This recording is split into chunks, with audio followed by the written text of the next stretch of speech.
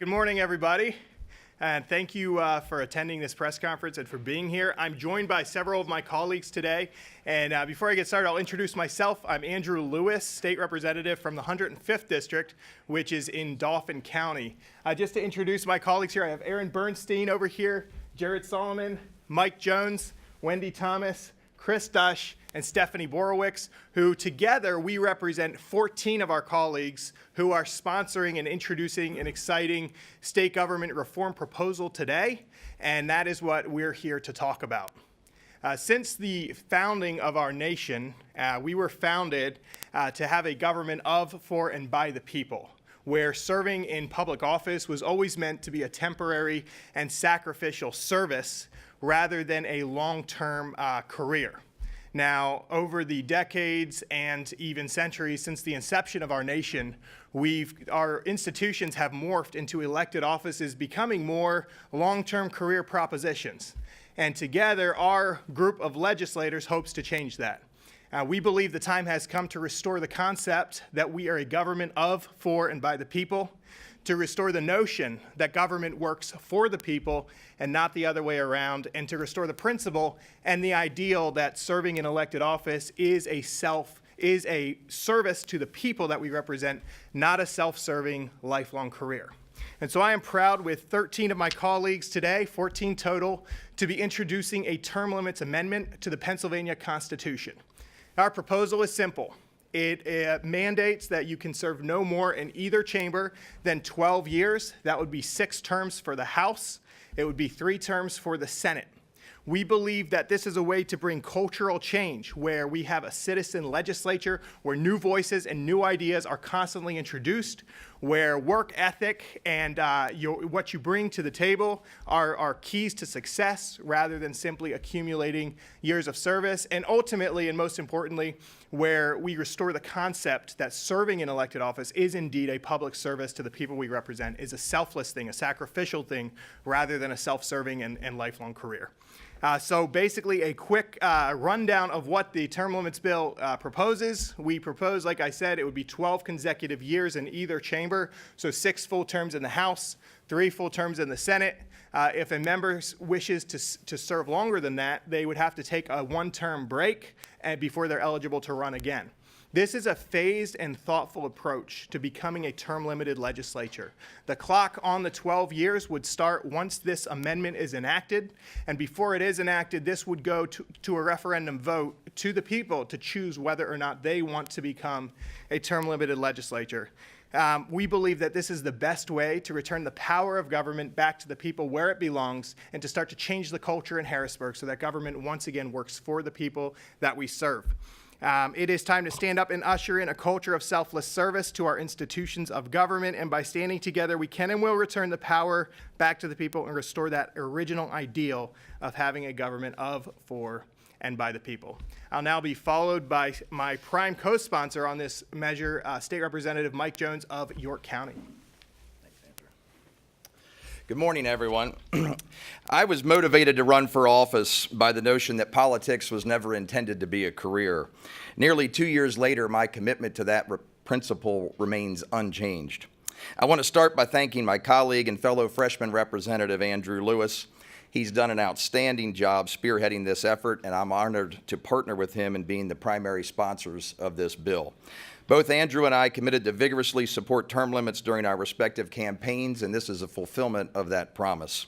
Andrew covered the particulars of the bill and much of the rationale behind it. I have just a few additional thoughts to add. First, I've spoken with hundreds of voters from all political persuasions, and I am hard-pressed to think of a single one who does not support term limits.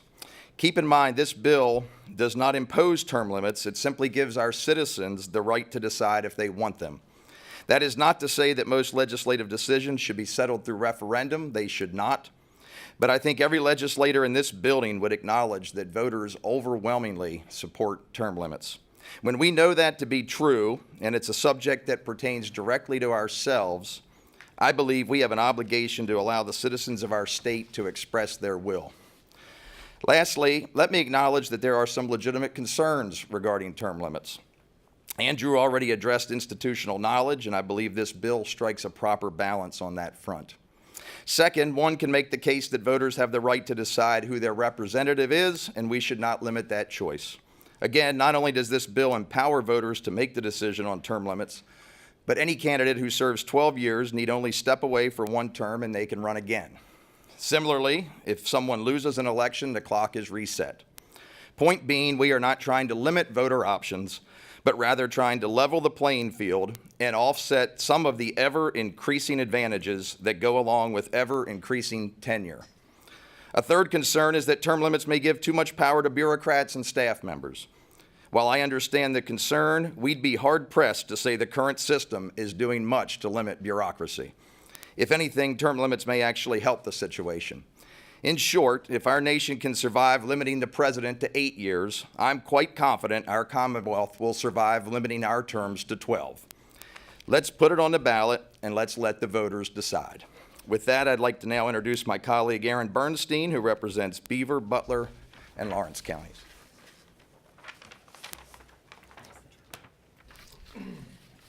Hi, my name's Aaron Bernstein. I'm a state representative in the 10th Legislative District, which covers Western Pennsylvania area. First and foremost, Mike and Andrew, thank you so much for your leadership on this, as well as every individual that's behind me. I think it's so refreshing when we get a new legislative class in, and they're getting right to work on the issues that people truly care about. And I'm not sure if there's an issue that people care about more than it comes to dealing with the bureaucracy and the career politicians that we have here in Harrisburg. That is exactly why we need term limits. When I ran for office about 3 years ago, I ran under a self-imposed term limit for 8 years in the House of Representatives.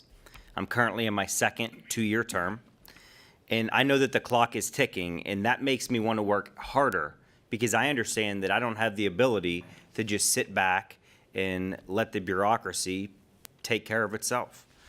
The problems that people elected us to fix, they're not small, they're very significant. These are real problems that people need fixed in their lives.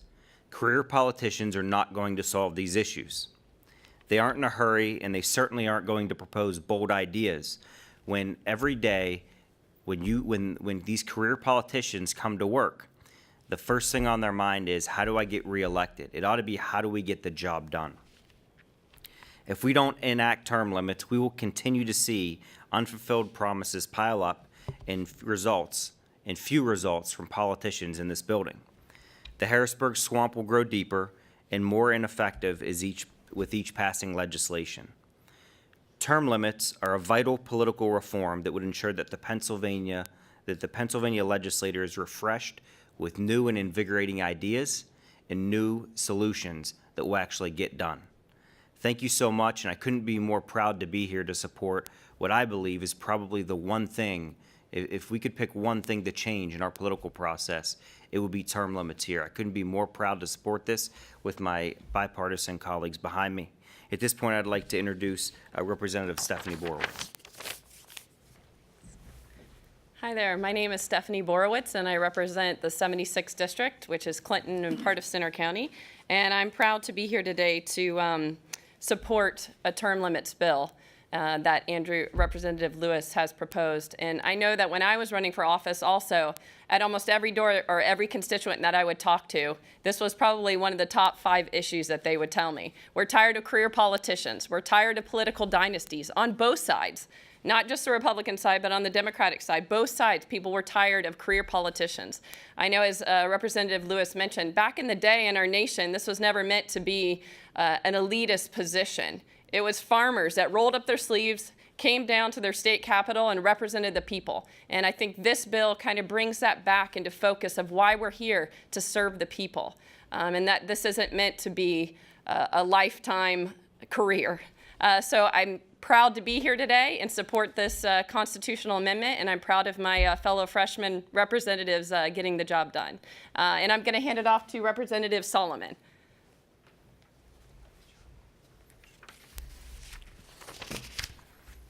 Good morning, and thank you so much. Thank you to Representative Lewis and to all my colleagues who are standing today supporting this important legislation. Wouldn't it be nice if we did not need term limits at all. If all elected officials were equipped with the perfect mix of dedication, self-awareness, and humility, who would step aside after serving the public good to return to their chosen profession.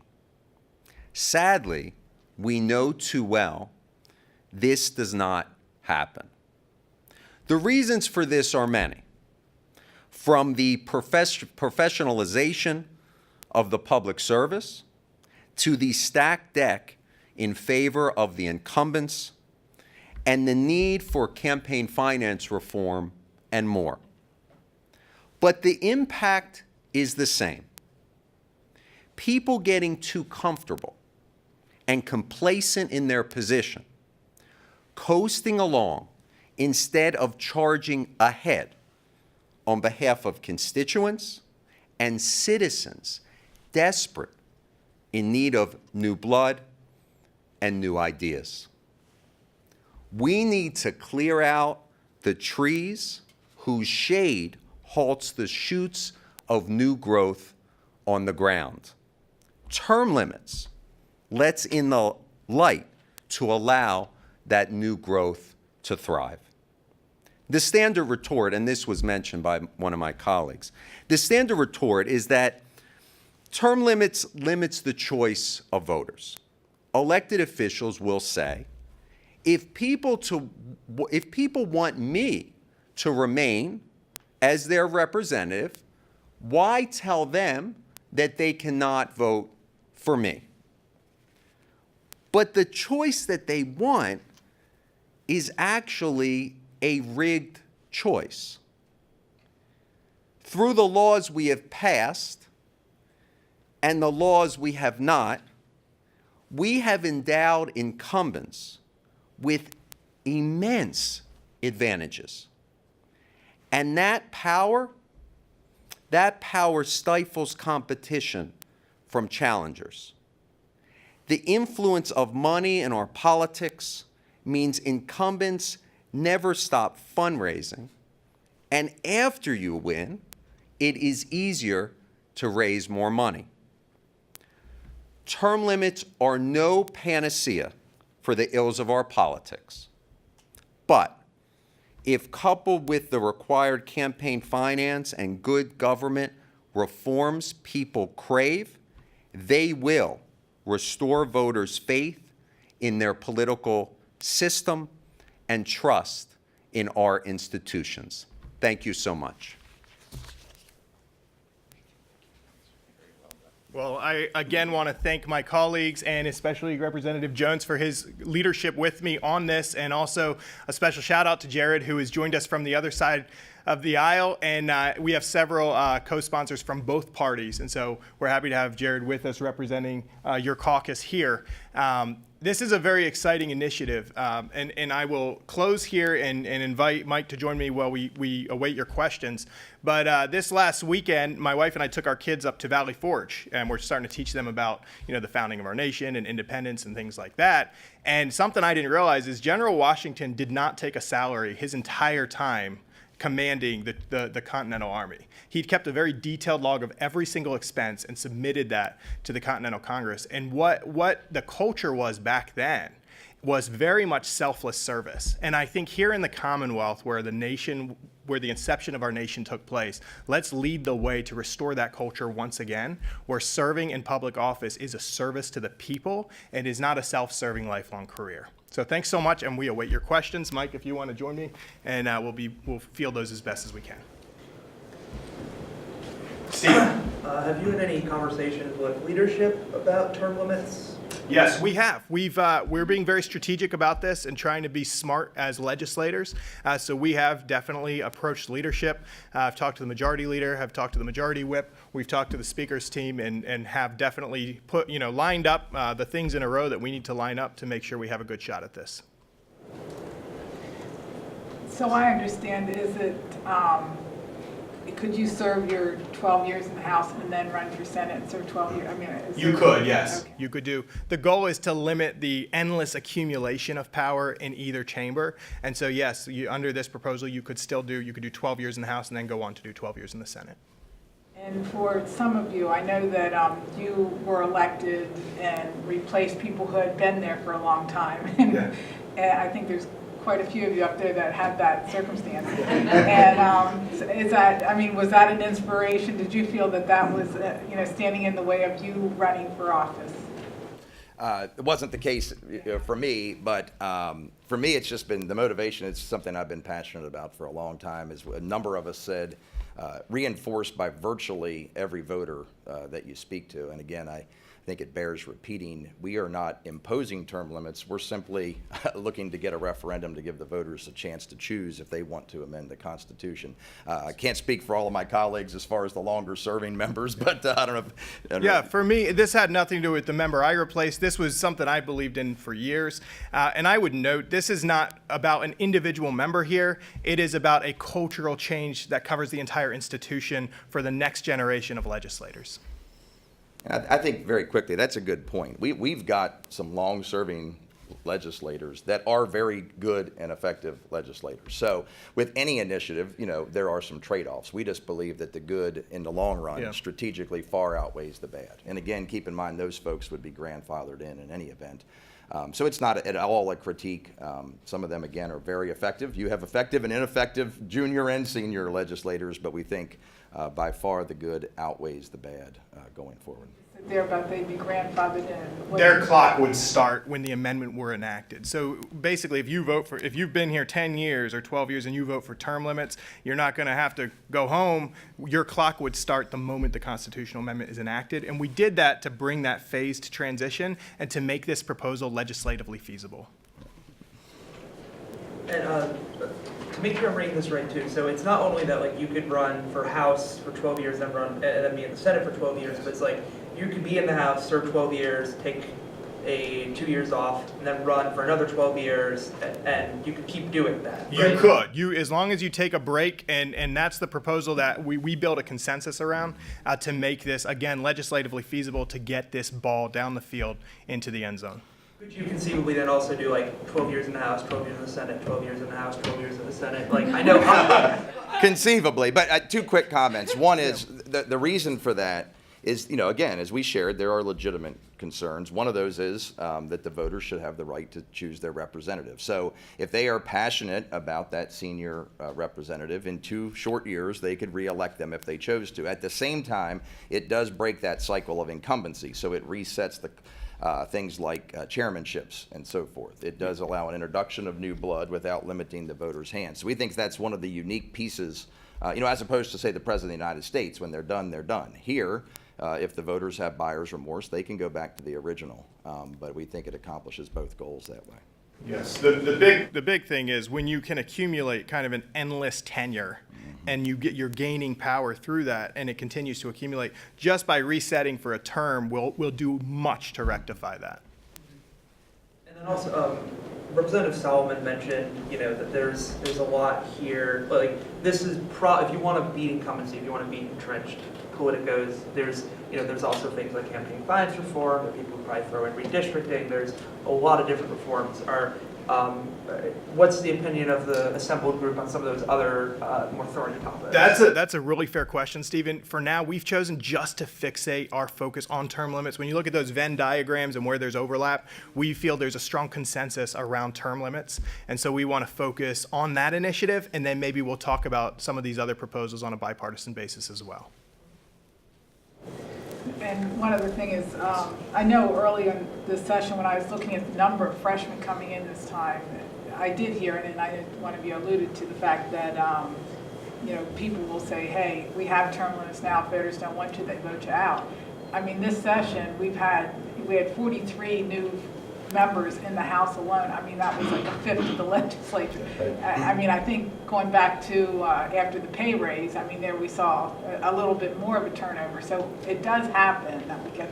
This is true. I would say that the large turnover was in no small part due to the voluntary retirements of members who, had they not chosen to retire, you wouldn't have seen that turnover. And what this proposal would do would to change the culture, so there is a mandated turnover every so often. Yeah, I think this year was a bit of an anomaly also, that the amount of turn, that we had for a variety of reasons, in no short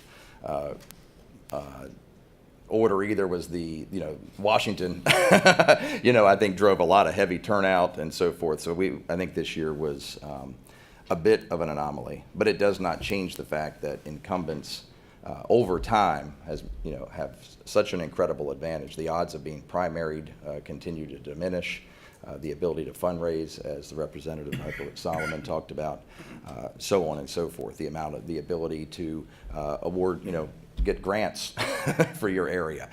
So it's just, we think 12 years is more than enough. All right, one final question, and then we will let you guys get to your day here. All right, well, let me, since no one else, I'd be willing to let someone else, but, and Representative Dush, I mean, I know that you were a proponent of the whole idea of downsizing the legislature last session, and that seemed like that was rolling and came up to the, up to the House, and then the members couldn't stomach that. So what makes you think that your colleagues would be willing to term limit themselves? Well, Go ahead, Chris, to and then I'll. to answer your question, there's a bit of a difference here. Number one, this legislation actually gives them the ability to, the clock starts basically when the legislation is ratified by the voters. Most of those folks that are that senior and tenure, they'll already have had their retirements. They'll be set and ready to go. I don't think you're going to see that kind of a pushback. And quite honestly, the difference between when I first started running, my campaign slogan to start out with was, we have to start today to fix tomorrow. 2 days of door knocking, we changed it to it's time. My predecessor and his father had 52 years in the legislature here in the House. People are ready for this around the Commonwealth, and it's universal. It doesn't matter where you're from. They want to see the career politicians have to reset and refight for those positions. Incumbency doesn't allow for that. So I think this has a lot more public support, I think, than the reduction in the size. So. Yeah, I think Chris makes some very good points, but just to kind of summarize, one, this legislation is crafted in a way to make it legislatively feasible because you do have that 12-year clock start ticking once it's ratified. And number two, like Chris said, the momentum is there. The public is fully supportive of this. I've seen some numbers as much as 71% of the public are in support of term limits. And so we believe the wind is at our backs, and we believe that this is something that we can get the ball down the field into the end zone. Couldn't agree more. Thank you. All right. Thank you so much, guys. I appreciate it. Have a good day.